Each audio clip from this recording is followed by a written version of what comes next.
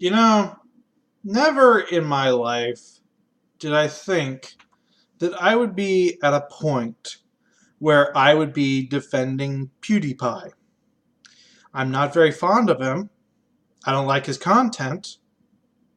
But yet, because the world has gone absolutely mad, here we are. So, for those who are unaware, Disney, the owners of the multi-channel network that PewDiePie is a part of, dropped him. Why? Because there were some journalists, and I use that term extremely loosely, that told Disney, hey, this guy you have, he's a Nazi. Here you go. And not to be outdone in the contest of virtue signaling, YouTube dropped PewDiePie as well. I would like to first say, yes, these corporations have every right to want to drop someone for whatever reason they deem fit. I have no beef with that. They are within their rights to do that. My issue is with the lying, the slander, just and the outright, oh, well, we don't support this virtue signaling because apparently companies and people in general are so afraid of being attached anywhere near to anything that has been deemed Nazi that they will drop it like a stone. For fuck's sake, the shit that PewDiePie did was, and I'm going to say this once, and I'm going to say it very clearly, comedy. He was telling Nazi jokes. That's what deemed him a Nazi, that he told jokes. Let me ask this. Is Sarah Silverman considered a racist for having worn blackface in one episode of her show? Is Louis C.K. considered, well, just a horrible human being in general for having made a joke about quite literally anything? The same goes for George Carlin before him.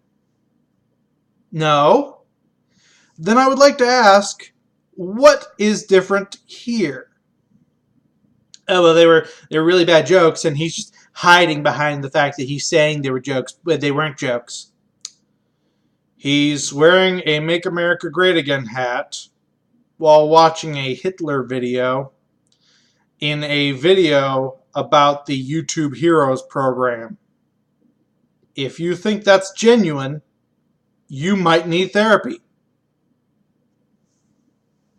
The biggest thing that people point to is a service called Fiverr, where he paid people to one person to say Hitler did nothing wrong, and another pair of people to hold up a sign that says kill the Jews. The point of that was to show that people will do quite literally anything. So he took that to its logical extreme. And he was as shocked that people did that as anyone else. You can see it in his fucking face.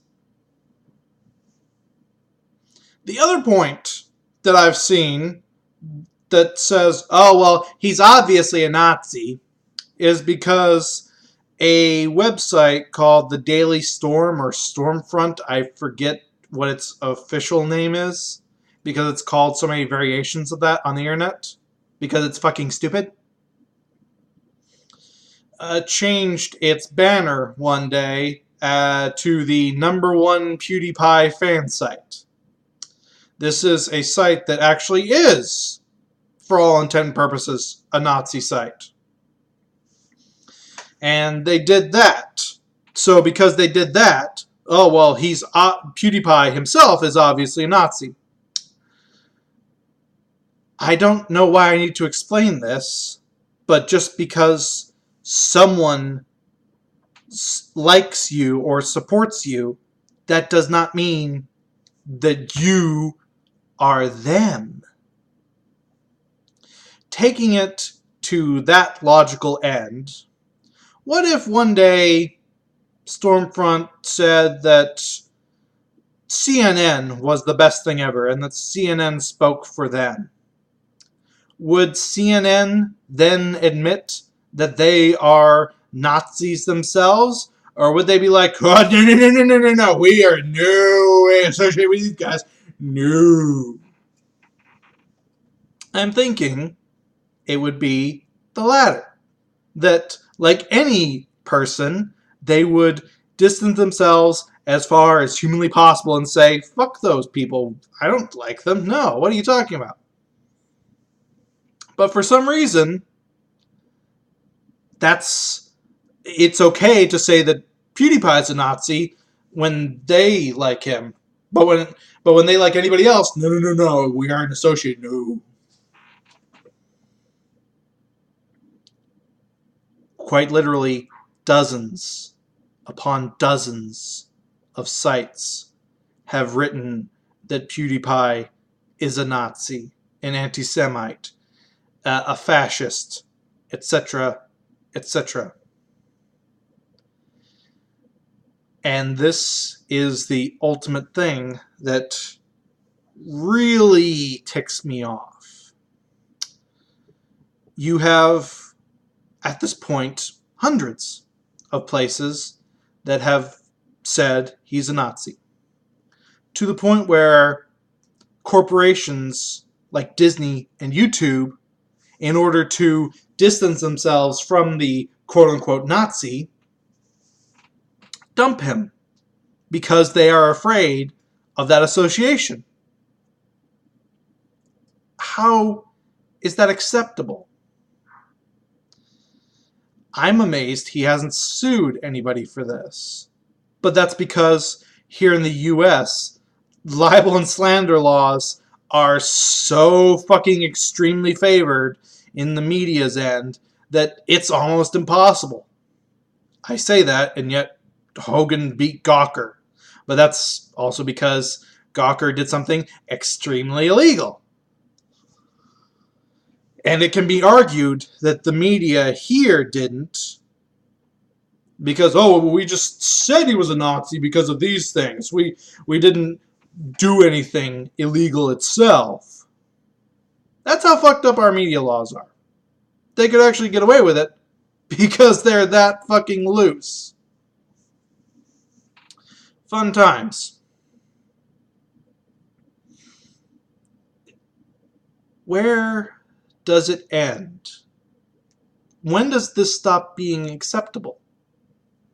Does it have to be that they accuse you of being a Nazi? Or your friend? Or anyone that you know? I stand up for people when they're wronged. Period. Even if I don't like them. Or don't give a shit about them. Or they're this multi-million-dollar person and they can handle themselves. That's not the point. The point is, when this is allowed to happen once, it gets easier and easier every single time thereafter. And I'd rather not see this become a norm, where just to make sure that they look good, corporations will get rid of someone because the media said they were a Nazi, and there's no accountability on the media's end. They can just throw the word Nazi wherever they like. That's a very scary world that we are now in.